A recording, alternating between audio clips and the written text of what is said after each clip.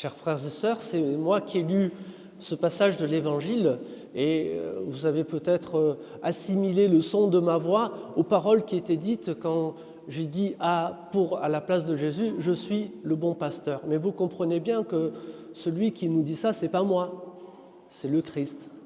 On est bien d'accord là-dessus. C'est lui qui est vraiment le bon pasteur. C'est lui qui donne sa vie par amour pour toute l'humanité.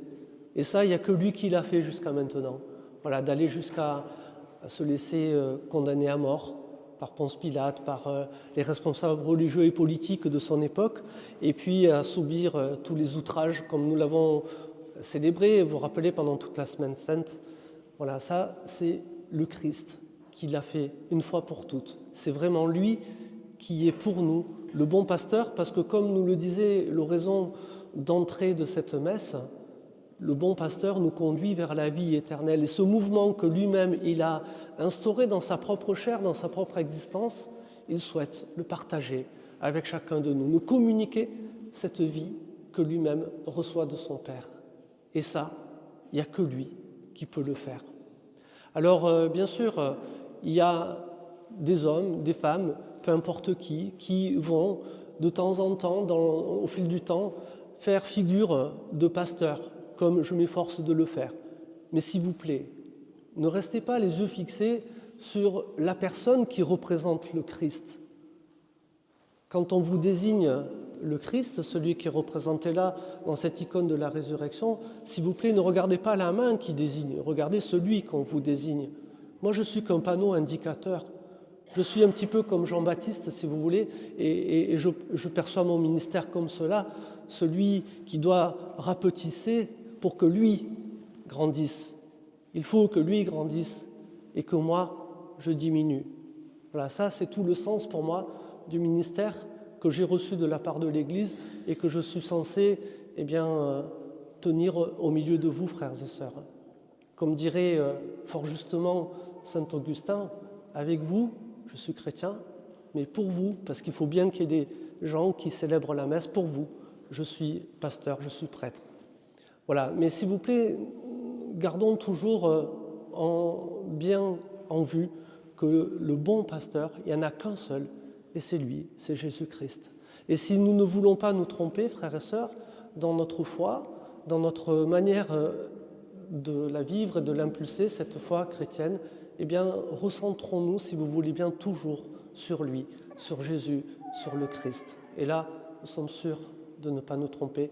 Nous serons sûrs de ne pas être déçus, y compris par les quelques modèles de pasteurs qu'on pourra croiser ici ou là, si on reste vraiment focalisé sur le Christ.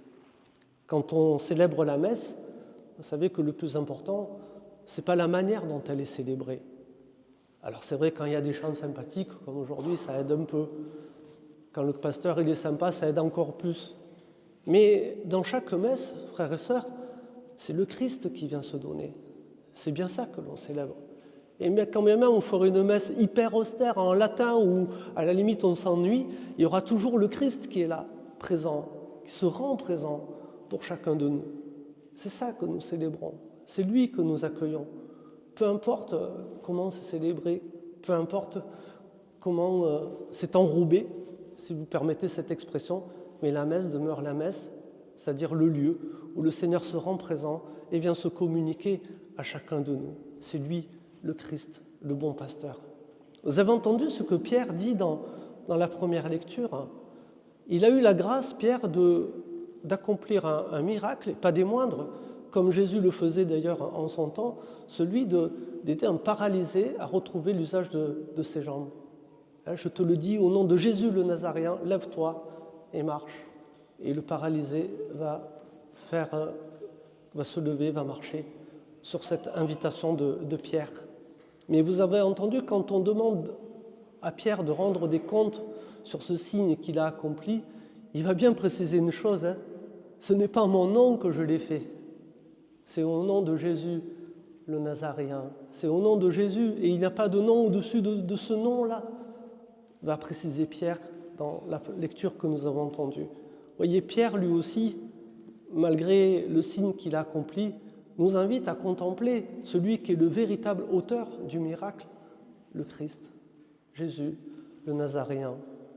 Et frères et sœurs, en célébrant aujourd'hui ce bon pasteur, eh bien, regardons bien ce beau modèle que le Père nous a envoyé, Jésus le Christ, car c'est lui qui véritablement nous conduit à la vie et à la vie éternelle.